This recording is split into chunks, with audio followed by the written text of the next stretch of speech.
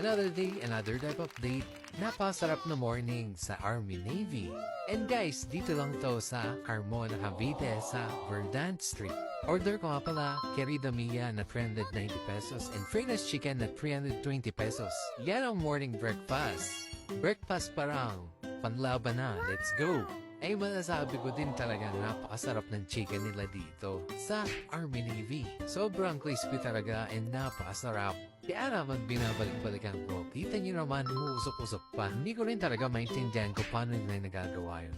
Usok ng usok pero hindi naman siya sunog. Ito yung mga breakfast na wala nang lunch at saka dinner. Let's go! 1 meal a day din naman ako. Kaya naman, sulit talaga. And dito naman ang Querida Mia. Masarap to pag may sour cream. Kasi meron siyang guac sa loob. O kung mahilig ka naman sa gulay, ito naman yung the best. Querida Mia. Kaya naman morning pa lang, complete meal ka na talaga. And super recommend ko talaga tong combo na to, guys. Ano hinihintay nyo? Mag-food trip na kayo dito. Siya, kain mo na ako. Let's go! Dito naman sa life update, part 35 natin, pizza trip na naging food coma.